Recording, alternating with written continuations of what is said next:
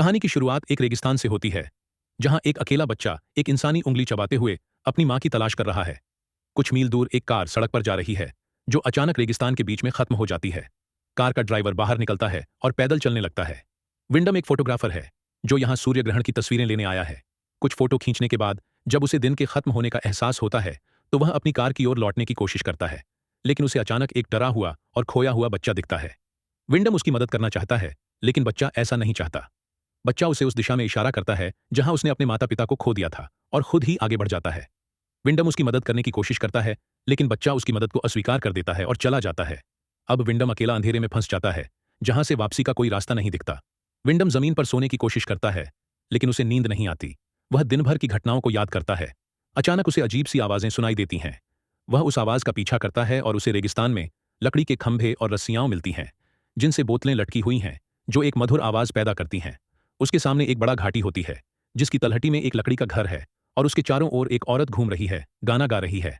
विंडम मदद के लिए पुकारता है, लेकिन वह औरत बिना जवाब दिए घर के अंदर चली जाती है।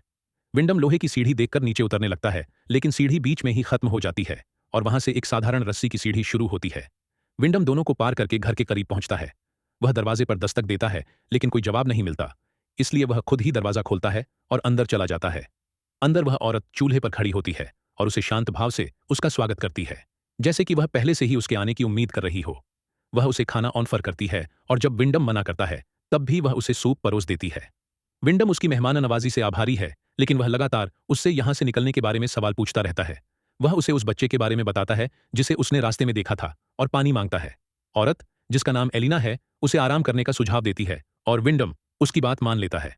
वह बिस्तर में लेट जाता है और देखता है कि एलिना खुद को ठीक कर रही है। वह जवान और खूबसूरत लग रही है। अगले दिन वह अपने सामान को इकट्ठा करता है और बाहर जाने की कोशिश करता है, ताकि उसे कोई रास्ता मिल सके। लेकिन अजीब बात यह है कि उसे वह रस्सी की सीढ़ी नहीं मिलती, जिससे वह नीचे आया था। बिना उसके लोहे की सीढ़ी तक पहुंचना नामुमकिन है। विंडम घर लौट आता है और अपना कैमरा निकालकर चारों ओर और घाटी की दीवारों पर बने चित्रों की तस्वीरें खींचता है। सब कुछ काफी उदासीन और मौत की याद दिलाता है।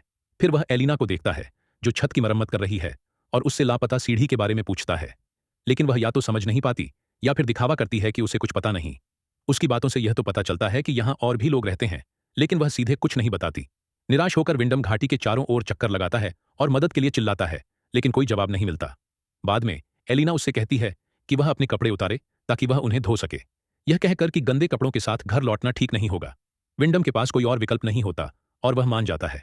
उस रात उसे फिर से सोने में कठिनाई होती है, और वह बाहर जाता है और एक बार फिर से बाहर निकलने का रास्ता ढूंढता है, लेकिन कुछ नहीं मिलता। अगले दिन वह घर में खोज करता है और एक हथौड़ा पाता है। वह घाटी की दीवार पर चढ़ने की कोशिश करता है, लेकिन तभी ऊपर से अचानक एक मरा हुआ मुर्गा गिरता है, जिससे उसका संतुलन बिगड़ जाता है और वह गिर जाता है। विंडम होश में आता है। उसकी टांग उसके ही हथौड़े से चोटिल हो जाती है, और वह दर्द में चिल्लाता है। एलिना उसकी मदद करने के लिए दौड़ती है, लेकिन वह उसके सवालों का जवाब नहीं देती कि उसने चट्टान के ऊपर बच्चों को क्यों देखा था। कई दिनों तक वह बुखार में डूबा रहता है। यह समझ नहीं पाता कि वह रात और दिन में फर्क कैसे करे, और क्या वह सच में बच्चों को देख रहा है, या यह उसका भ्रम है। लेकिन एक दिन उसकी तबीयत थोड़ी ठीक हो जाती है। लड़खड़ाते हुए विंडम बाहर जाता है और एलिना से बच्चों को कहने की मांग करता है कि वे उसे ऊपर खींच लें, लेकिन वह ऐसा दिखावा करती है जैसे वह उसकी बात समझ नहीं रही। वह उसे वहीं रहने की पेशकश करती है, वादा करती है कि वह उसकी देखभाल करेगी और उसकी भलाई का ख्याल रखेगी। लेकिन विंडम को यह सब नहीं चाहिए। वह वापस अपने काम पर लौटना चाहता है। वह गुस्से में एलिना को दूर धकेल देता है और किसी भी मदद को ठुकरा देता है। वह अपनी चोटिल टांग की जांच करता है और समझता है कि ठीक होने में लंबा समय लगेगा। अचानक उसे ऊपर से आवाजें सुनाई देती हैं, और जब वह ऊपर देखता है, तो वह देखता है कि वही लड़का एक छोटी बच्ची का हाथ पकड़े हुए खड़ा है। दोनों खुशी खुशी पूछते हैं कि वे उसकी कैसे मदद कर सकते हैं। जब उन्हें पता चलता है कि विंडम चढ़ना चाहता है, तो लड़का वादा करता है कि वह रस्सी लाकर उसे ऊपर खींच लेगा।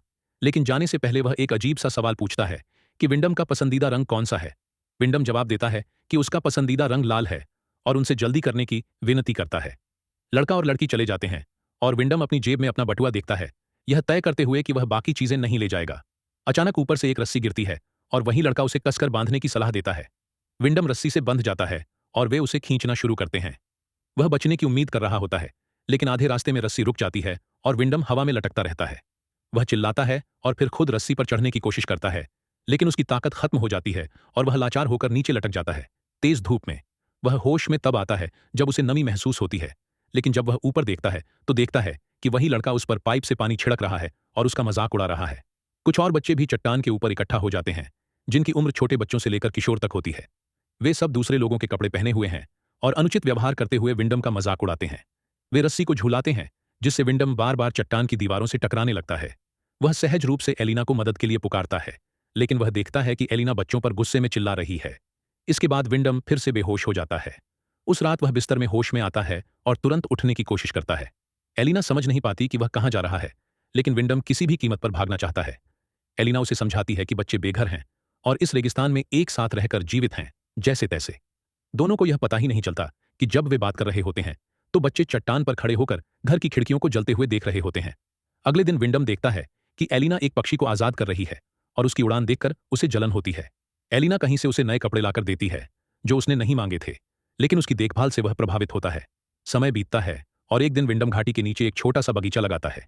कभी कभी बच्चे उनके लिए खाने पीने की चीजें लेकर आते हैं, जो विंडम को चौंकाता है, क्योंकि आसपास कोई दुकान नहीं है। वह उनके व्यवहार को नहीं समझ पाता। पहले तो वे उसे खिलाते हैं, फिर उसका मजाक उड़ाते हैं, लेकिन एलिना इसे सामान्य मानती है। विंडम धीरे धीरे घर के कामों में शामिल हो जाता है और एलिना के शांत स्वभाव की सराहना करता है। एक रात वह उससे सवाल करने की कोशिश करता है, लेकिन यार्ड से चीखें सुनाई देती हैं। एलिना उसे सलाह देती है कि जब बच्चे इस तरह से बर्ताव करें तो वह बाहर न जाए, लेकिन विंडम बाहर भागता है। वह देखता है कि लड़के अजीब कपड़े पहने घर के चारों ओर इकट्ठा हो गए हैं। बच्चे विंडम का मजाक उड़ाने लगते हैं, उसे धक्का देते हैं और मारते हैं, लेकिन अचानक रात के अंधेरे में गायब हो जाते हैं। विंडम एलिना से जवाब मांगता है, ये बच्चे कौन हैं? वे यहाँ क्यों रहते हैं? और वह इस भयानक जगह पर क्यों रहती है? लेकिन एलिना शांत रहती है और मानने से इनकार करती है कि वह कोई कैदी है।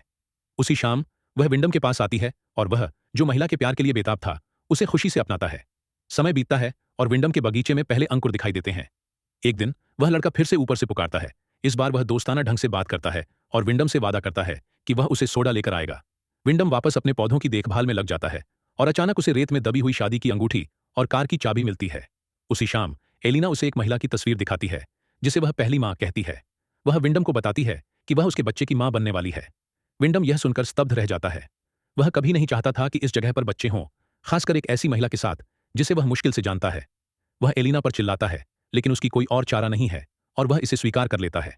अगले दिन वह देखता है कि उसके बगीचे को स्थानीय पक्षियों ने नष्ट कर दिया है, लेकिन एलिना उसकी मदद करने के लिए तैयार रहती है और मिलकर वे फिर से पौधे लगाते हैं। यह देखकर विंडम उसकी मदद की सराहना करता है। धीरे धीरे घर की जिंदगी एक सामान्य ढर्रे पर आने लगती है। एलिना घर के कामकाज संभालती है और विंडम अपनी टांग के व्यायाम में व्यस्त रहता है। एक दिन वही लड़का फिर से आता है। वह बहुत जिज्ञासु है और विंडम से कई सवाल पूछता है। विंडम उससे एलिना की मदद करने के लिए कहता है, क्योंकि वह बच्चे की मां बनने वाली है और उन्हें एक डॉक्टर की जरूरत होगी। विंडम लड़के से रस्सी और वजन लाने को कहता है, ताकि वह ऊपर चढ़ सके और उन्हें शहर ले जा सके, जहां वह एलिना और बच्चे की देखभाल कर सके। लड़का वादा करता है कि वह सब कुछ चुपके से करेगा, जब बाकी सब सो रहे होंगे या चले जाएंगे। लेकिन तभी एक बड़ा लड़का आता है और उसे वहां से ले जाता है। बाद में विंडम एलिना से कहता है कि लड़का पढ़ना चाहता है, वह समझदार है और बाकी बच्चों से अलग है। वह उससे और एलिना से मदद करना चाहता है, लेकिन एलिना का रिएक्शन अजीब होता है। वह जानने की कोशिश करती है कि विंडम को यहां पर क्या कमी लग रही है। जब वह आज़ादी का जिक्र करता है तो एलिना हैरान हो जाती है, क्योंकि उसके मुताबिक यहां उसे किसी चीज से रोका नहीं गया है। उसके हिसाब से यही आज़ादी है। विंडम उसे बाहरी दुनिया के बारे में बताता है, समुद्र की बातें करता है और चीज़बर्गर का जिक्र करता है। एलिना नहीं जानती कि चीज़बर्गर क्या होता है, इसलिए विंडम उसे समझाता है कि यह किस चीज से बनता है। एलिना बताती है कि उसकी मां कहती थी कि बाहर की दुनिया में सिर्फ मृग तृष्णा, मिराजेस होती है, लेकिन यहां रेगिस्तान में सब कुछ असली है। विंडम अपना कैमरा निकालता है और उसे वो तस्वीरें दिखाता है जो उसने यहां आने के दिन खींची थी। लेकिन एलिना को ग्रहण की तस्वीरें नहीं, बल्कि कार के अंदर का एक संयोग से लिया गया फोटो पसंद आता है, जिसमें संगीत चल रहा होता है। रात में विंडम को एक डरावना सपना आता है, जिसमें बच्चे किसी का मजाक उड़ा रहे होते हैं। सुबह वह एलिना की एक भयानक चीख सुनता है और बाहर भागता है। वहां वह देखता है कि वही लड़का एक तार पर क्रूसिफाइड किया हुआ है और जंगली बच्चे चट्टान के ऊपर खड़े होकर हंस रहे होते हैं। एलिना अचानक कहती है कि भाई ऐसा काम नहीं कर सकते। वह विंडम पर आरोप लगाती है कि उसने उसके बेटे को मार डाला है और एक लकड़ी के टुकड़े से उसे सिर पर मार देती है। जब विंडम होश में आता है तो खुद को एक पिंजरे में पाता है। वह गिड़गिड़ाता है और मिन्नतें करता है, लेकिन एलिना का उसे छोड़ने का कोई इरादा नहीं है। वह उसे जानवरों की तरह खाना खिलाती है और बच्चे उसकी तकलीफ को देखने के लिए आते हैं। एक दिन वह एक लड़की को चट्टान पर खड़े देखता है। वह लड़की साफ साफ यहाँ की नहीं लगती। विंडम उसे इशारे से बुलाता है, डरते हुए धीरे धीरे उसे बताता है कि वह मदद के लिए किसी को बुलाए। लड़की उसकी बात समझती है और वादा करती है कि वह सब कुछ करेगी और जल्द ही वापस आएगी। विंडम इंतजार करता है, छिपकर एलिना को देखता है, जो अब गर्भवती है और अपने कामों में व्यस्त है। अचानक उसे चीखें सुनाई देती हैं और वह देखता है कि जंगली बच्चे उस लड़की को पकड़कर खींचते हुए ले जाते हैं। वे उसे चट्टान पर घसीटते हैं और नाटकीय ढंग से उसकी हत्या कर देते हैं। विंडम अब भी पिंजरे में कैद रहता है और अनैतिक रीति रिवाजों का गवाह बनता है, जो एलिना, उसके बच्चे और उसके भाई मिलकर करते हैं। एक दिन विंडम अचानक एलिना से कहता है कि वह हमेशा के लिए यहाँ रहना चाहता है, उसके बच्चे को पालना चाहता है और एलिना को अपनी रानी बनाना चाहता है। वह बच्चे को सब कुछ सिखाने के लिए तैयार है और खुद को पूरी तरह से समर्पित करना चाहता है। लेकिन चुनाव शब्द सुनते ही एलिना हंस पड़ती है।